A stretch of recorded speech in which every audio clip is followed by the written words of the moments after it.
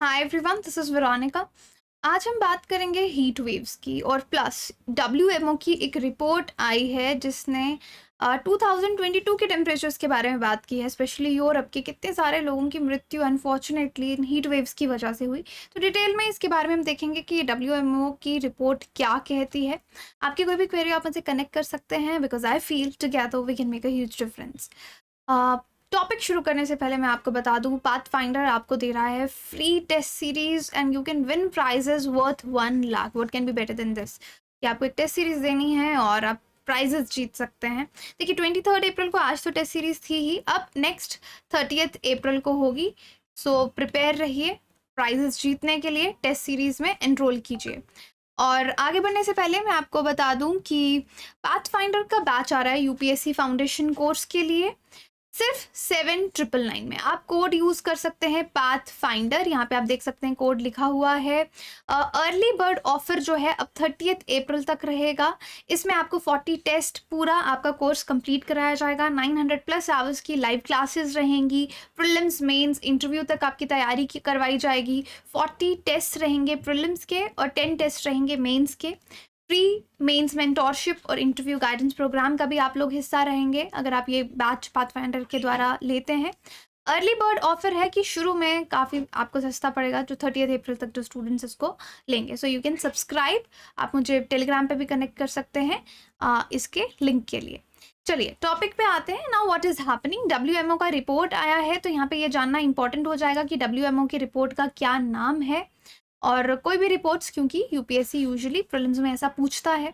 सो Europe में बहुत ज़्यादा टेम्परेचर गया अनफॉर्चुनेटली। यूरोप के अलग अलग जगह पे लोगों की बहुत मृत्यु भी इस हीट वेव्स की वजह से हुई, क्योंकि यूरोप में ये अनयूजुअल हीट थी लास्ट ईयर। ये मैं 2022 की बात कर रही हूँ जो डब्ल्यूएमओ ने मेंशन किया, जिस वजह से इतने लोगों की जान वहाँ पे गई। एक सिंगल एक्सट्रीम क्लाइमेट इवेंट करके इसको देखा जा रहा है, जैसे कि डब्ल्यूएमओ ने रिपोर्ट किया।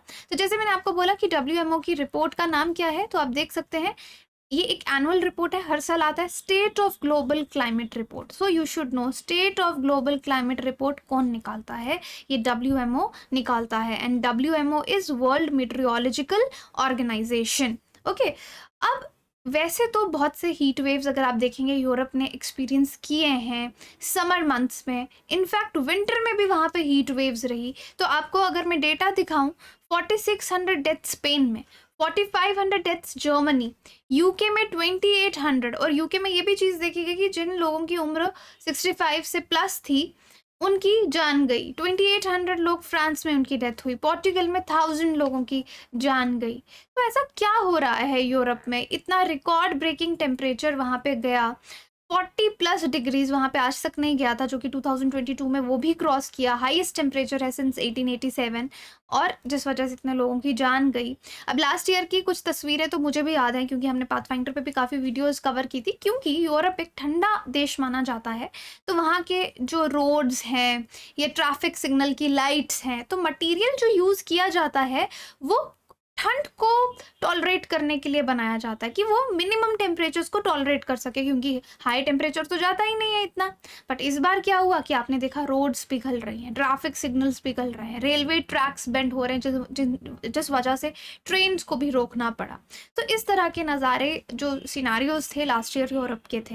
हैम्बर्ग जर्मनी जो है ये became the most northern part of the country to ever record 40 degree Celsius temperature. पहला ऐसा जगह बना नॉर्दर्न एरिया में जर्मनी में जहाँ पे 40 डिग्री टेम्परेचर गया। स्वीडन जिसको one of the coldest country माना जाता है, वहाँ पे भी 37 डिग्री से ज़्यादा टेम्परेचर लास्ट ईयर गया है। तो इस तरह की पिक्चर्स, रिकॉर्ड ब्रेकिंग पिक्चर्स सामने आई कि विंटर हीट वेव वहाँ पे देखी जा रही है। इस बार भी अगर आप देखेंगे फेब में हीट वेव इंडिया में भी रही है। मार्च थोड़ा कूल रहा, लेकिन अप्रैल में again we can see returning of heat waves. और आगे आने वाले समय में माना जा रहा है 2023 की भी बात करें कि हीट वेव्स जो हैं वो आती रहेंगी। सो यस, ये ग्लोबल क्लाइमेटोलॉजी ही हमारी चेंज हो रही है, जिस 1.5 डिग्री सेल्सियस टेम्परेचर को प्री इंडस्ट्रियल टाइम से हम लिमिट करना चाहते थे कि 2100 तक जब तक हम पहुंचते प्री इंडस्ट्रियल टाइम से 1.5 डिग्री से ज़्यादा रेज ना हो। लेकिन यहाँ पे मैं आपको आगे दिखाऊंगी कि कितना रेज ऑलरेडी टेम्परेचर में हो चुका है। अब यहाँ पे एक चीज़ और समझिए, दो इवेंट्स होते हैं।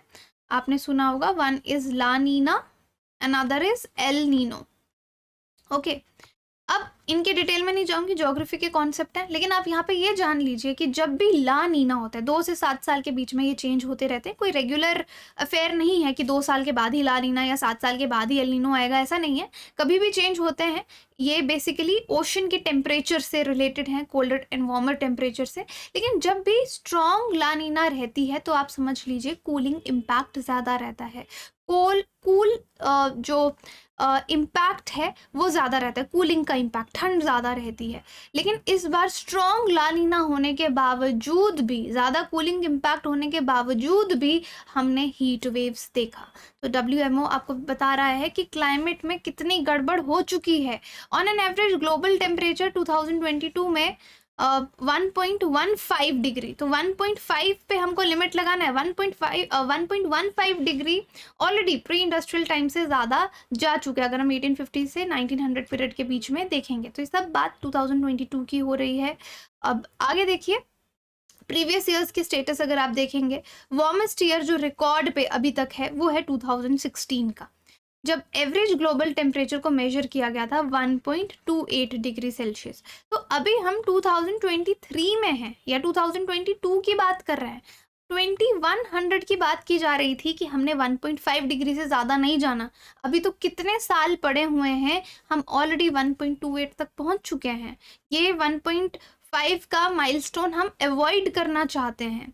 2015 से 2020 तक सबसे ज़्यादा वार्म ईयर्स रहे हैं, 8 वार्मेस्ट ईयर्स। अगर आप 173 ईयर्स का हिस्ट्री उठा के देखेंगे, रिकॉर्ड कीपिंग देखेंगे, तो 2022 5th या 6th नंबर पे वार्मेस्ट ईयर्स में आएगा। तो जैसे मैंने आपको बताया 2016 को वार्मेस्ट माना जा रहा है। So look at the temperature here, 1.28 already जा चुका है। 2022 1.15, तो हम 1.5 पे लिमिट लगाना चाहते हैं, हमेशा याद रखिएगा। सबसे बड़ा रीज़न इन हीट वेव्स का या क्लाइमेट चेंज का 3 मेजर ग्रीन हाउस गैसेस हैं। Green house gases carbon dioxide, methane, nitrous oxides, इनकी वजह से ये हो रहा है। ये रिस्पॉन्सिबल है ग्लोबल वार्मिंग के लिए, जो टेम्परेचर्स इतने इंक्रीज हो रहे हैं। कार्बन डाइऑक्साइड का कॉन्सेंट्रेशन एटमॉस्फेयर में 415 पार्ट्स पर मिलियन इंक्रीज हो चुका है, एक्सीड कर चुका है इसको। और मीथेन जो कि लेस प्रेवलेंट है बट कार्बन डाइऑक्साइड से ज़्यादा खतरनाक है, वो इंक्रीज हुई है 1908 पार्ट्स पर बिलियन 2021 में, 18 पार्ट्स पर बिलियन बिटवीन 2020 और 2021 के बीच में, जो हाईएस्ट राइज है इसके लिए। और इतनी गर्मी होने की वजह से, हीट वेव्स होने की वजह से डिस्प्लेसमेंट भी हो रही है, क्लाइमेट चेंज की वजह से लोग मूव कर रहे हैं। 95 मिलियन लोग जो हैं वर्ल्ड में ऑलरेडी दे आर सफरिंग। देखो, अपना घर छोड़ के जाना किसी को अच्छा नहीं लगता। सडनली आपको कहा जाए घर छोड़ के आपको नई जगह पे जाके बसना है, दैट इज़ नॉट ईजी, ना ही फाइनेंशियली, ना ही मेंटली, ना ही सोशली, राइट, ना ही फाइनेंशियली। तो जो लोग डिस्प्लेसमेंट सफ़र करते हैं क्लाइमेट चेंज की वजह से, उनको काफ़ी तकलीफ होती है।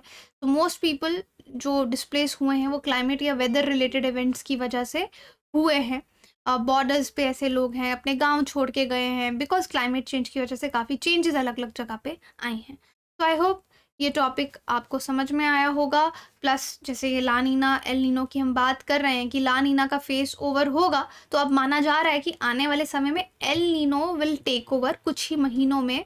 और इसलिए जो 2022 के आगे वाले साल हैं, हो सकता है और भी ज़्यादा गर्म हो, क्योंकि ला नीना एक कोल्ड स्पेल लेके रखता है, लेकिन एल नीनो का कोल्ड स्पेल नहीं है। तो अब इंटेंस हीट वेव्स, सूखा पड़ना आगे प्रिडिक्ट किया जा रहा है। इंडिया में हीट वेव कंडीशंस जो हैं इस बार फरवरी में भी थी, जैसे मैंने आपको बताया फरवरी क्योंकि एक ठंडा महीना होता है, लेकिन तब भी हमने इतनी गर्मी यहाँ पे देखी। समर मंथ की तरह फरवरी गुजरा है, मार्च कूल रहा, लेकिन अप्रैल में again heat waves are coming back. और इंडिया मेट्रोलॉजिकल डिपार्टमेंट ने प्रिडिक्ट किया है नॉर्मल मॉनसून इस बार रहेगा, बट हो सकता है जो रेनफॉल है वो कम हो, सप्रेस हो एल नीनो के इफेक्ट से, इम्पैक्ट से। नाउ लेट्स सी कि क्या होता है, बट आई होप ये आपको समझ में आया होगा। कोई भी क्वेरी हो आप मुझसे कनेक्ट कर सकते हैं। Thank you so much.